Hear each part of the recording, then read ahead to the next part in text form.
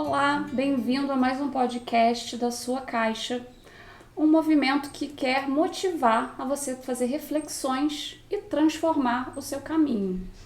Hoje a gente tem aqui como convidada a Fernanda Torres, que mudou a sua profissão, mudou o seu local de moradia e muitas coisas na sua vida devido a mudanças conscientes que ela permitiu à sua caixa. Fernanda, conta um pouquinho pra gente da sua história, inspiradora. Vamos lá. Muito obrigada pelo convite. Estou Imagina. gostando muito de ter vindo aqui, encontrado a minha tribo. A minha história, acho que é como a da maior parte das pessoas, né? Que a gente geralmente vem numa caixa, o que esperam da gente e o que a sociedade espera, e a gente fica muito focado no que o outro espera para agradar o outro, os pais, a família, enfim. Então o ano era mais ou menos 2018 exatamente, e foi quando eu estava muito infeliz com o meu trabalho, muito cansada, não me identificava já há muito tempo, eu acho, né, com a minha profissão, que eu tinha feito direito, e eu tive esgotamento, que eu tive o burnout. E isso vem antes desse encaixe de não estar batendo muito bem, foi justamente quando eu me tornei mãe. Que ali eu entendi o que minha mãe falava pra mim, que era a gente não tem controle de nada. E literalmente a gente, antes de ter filhos, a gente acha que a gente tem controle de alguma coisa. Então você engravidou depois de ter tido burnout? Não. O burnout, ele foi justamente quando meu filho estava com 2 anos. Então, ele já, na verdade, ele já estava no processo de esgotamento e ele culminou justamente com essa demanda da maternidade e do trabalho, quando tem essas mudanças, quando eu precisei me dedicar mais à minha família e não ter a entrega do trabalho como eles esperam da gente. Quando você trabalha durante o seu horário pré-determinado, faz as coisas pré-determinadas e você não passa o além que eles esperam. Então tem todo um processo que eu senti como mulher mesmo, né? O que fala assim, agora ela é mãe, então agora, como se fosse desqualificando você, porque agora você, as suas prioridades, além do trabalho, você tinha uma outra prioridade, né? Fora, né? Uhum. Não só profissional. Nesse momento você sentiu que você tinha que se esticar para se encaixar nesse ambiente profissional? Super. E cada vez que eu fazia esse movimento, eu me agredia mais e eu me sentia mais fora da caixa. Então, questões de valores, questões de empatia, então aquilo começou literalmente a me adoecer e eu não tinha nada a ver mais com aquele, até então, o meu trabalho, o que esperavam de você, e eu falei, cara, isso não tá bem, não tá legal, não tá bom. E quando minha médica falou, Fernanda, nem tudo na vida é dinheiro, nem tudo na vida é trabalho. Então eu trabalhava numa empresa há mais de 10 anos, tinha um trabalho estável, ganhava super bem, enfim, tinha o que todos esperam, né? Você tá chefiando, você tá numa área de liderança, só que aquilo não fazia mais sentido, né? O que fez você se sentir que não se encaixava mais nesse lugar, nessa função profissional, nesse momento de vida? Principalmente em relação aos valores que a empresa prezava e principalmente em relação ao que eles esperavam do funcionário, principalmente. Eu senti essa diferença muito, muito gritante mesmo, a partir do momento que eu virei mãe, entendeu? Entendi. Então, a partir do momento que eu falei assim, eu comecei a colocar limites, tipo assim, hoje eu não posso, agora não. Então, isso mudou drasticamente. Esses limites, eu acho que é um pouco entender os seus limites, né? Sim. Eu vejo a sua história muito parecida comigo, no sentido de que eu também tive burnout, que, para quem não sabe aqui, é uma síndrome de esgotamento físico e mental, onde normalmente a gente, né, se deixou ir por uma corrente acelerada. Totalmente. Que o mundo hoje faz com a gente, digamos, né? Exato. Você acha que isso decorreu do quê? São muitos estímulos, muitas cobranças?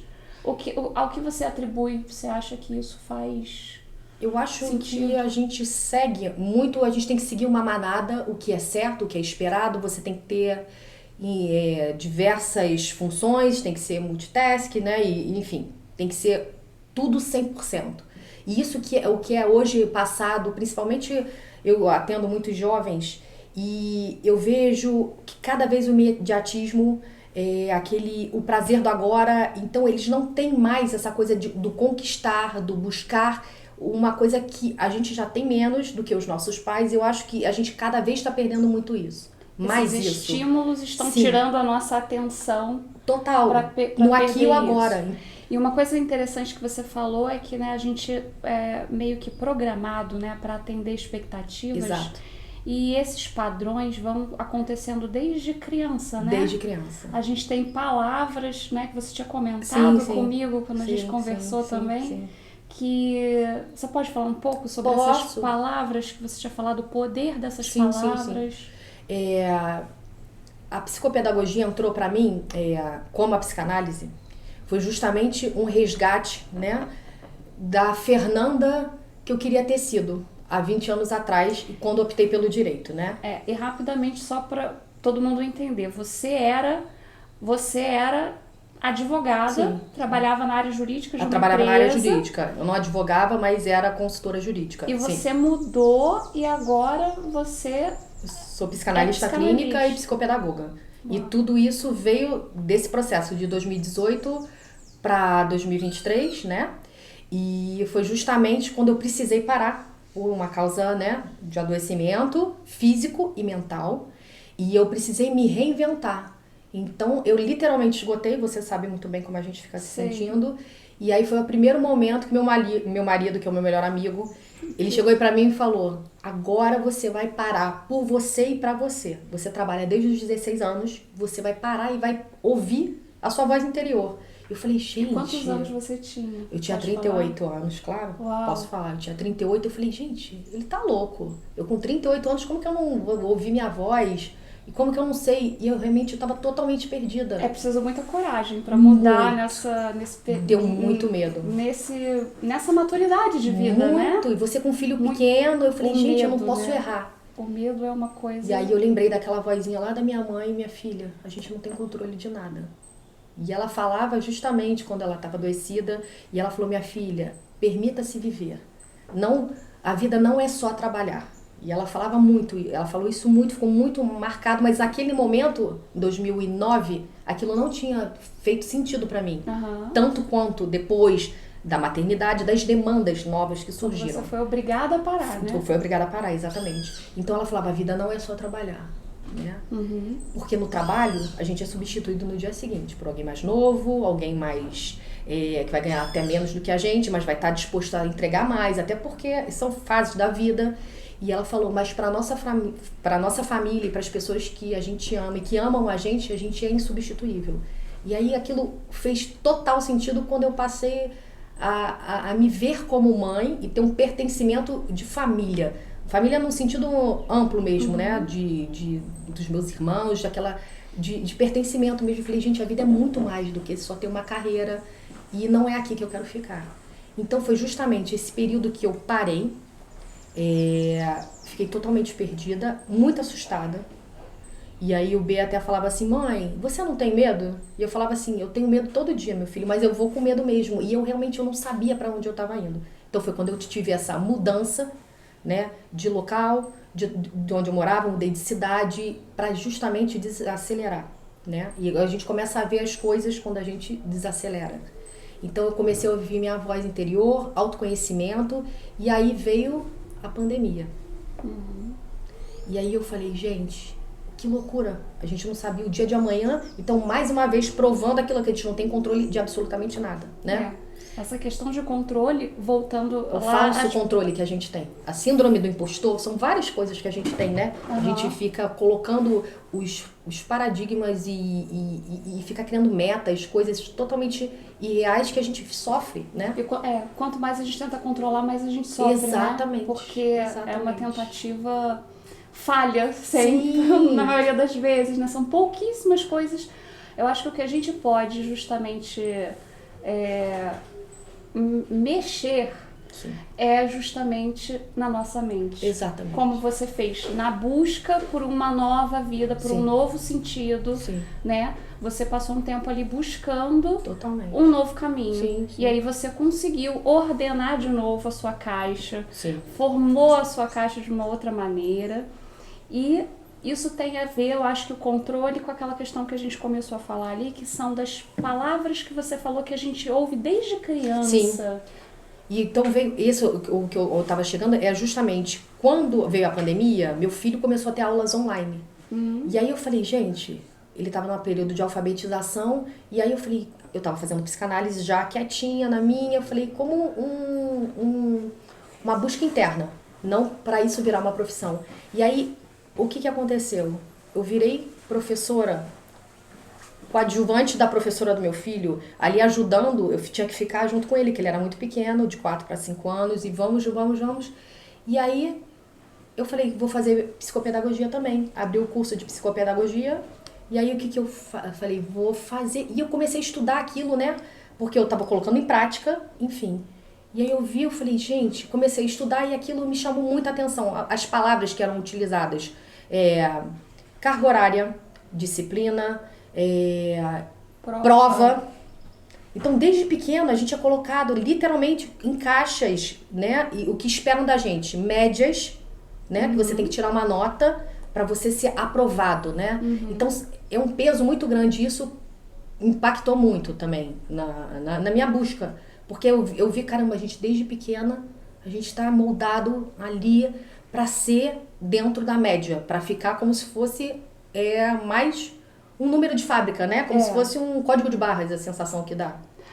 Exatamente. E hoje, né, a gente vê então aqui, pelo que você contou, que você é uma agente não só no teu trabalho atual, né, que tenta mostrar para as pessoas que elas podem tomar consciência, né, e se aceitar e serem, né, terem o seu próprio formato, a sua própria identidade, né, porque eu acho que é isso que os padrões fazem. Sim. Mas você também, né, tem esse papel como mãe de formar um serzinho no mundo que seja um pouco mais livre para fluir, digamos assim, né? Exato.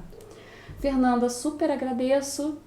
Você falou aqui pra gente também, né, de quando a gente para, que a gente vê certas coisas. Sim, exatamente. Você tinha falado pra mim de um livro. Sim. Fala rapidamente sobre ele pra gente deixar de dica aqui pro pessoal como mais uma referência de reflexão. Sim, o livro ele se chama As Coisas que Você Vê Quando Você Desacelera. Ele se chama, ele tem esse nome, e ele é de um budista, né, de um mestre budista, Haemin Sunim, que ele é um professor de Zen budismo sul-coreano, ele é um monge, budista, e ele fala justamente quando a gente desacelera. Ele fala da palavra que ficou muito marcada no livro para mim, que é aquele fear of, que ele chama de fear of missing out, que é aquele medo que a gente tem de ficar de fora. E quando a gente muda esse foco, que é tirar o ruído, o barulho, a sobrecarga, e a gente acolher, silenciar a gente passa a ter prazer de ficar de fora, que é o joy of missing out. Então essa é a grande virada de chave que eu tive na minha vida. E a princípio você é colocada como uma pessoa assim, tá fora dos padrões, e depois as pessoas passam a te olhar diferente quando você vai atrás do seu propósito, desculpa. Perfeito. Acho que isso, né, vai aqui de encontro com que a gente, com os jargões então do projeto, que quer dizer que muitas vezes a gente passa muito tempo querendo se encaixar. Exatamente. Mas quando a gente encontra o lugar, né, que na verdade o prazer de não se encaixar, Exato. o prazer de ter a nossa própria Exato. essência mantida, isso tem um valor muito grande, né? Verdade. E faz a gente fluir mais leve Exato. nesse mundo. Então é possível, né? Super é o que a possível. gente quer dizer A aqui. busca, ela é infinita, né? E definir a gente, colocar a gente em alguma caixa, ela limita a gente. Então a gente tem que parar com isso. Fernanda, obrigada. Muito obrigada por estar aqui, por dividir, porque eu acho que a gente precisa de muita coragem para falar sobre essas questões difíceis que a gente passa. Mas eu acho que a gente inspira quando a gente quando a gente tem compartilha, coragem, a gente se torna mais acessível e a gente passa a não ter medo das coisas. Obrigada. Tá bom? E você, reflete aí para onde você quer levar a sua caixa e continua com a gente nos próximos podcasts. Até mais.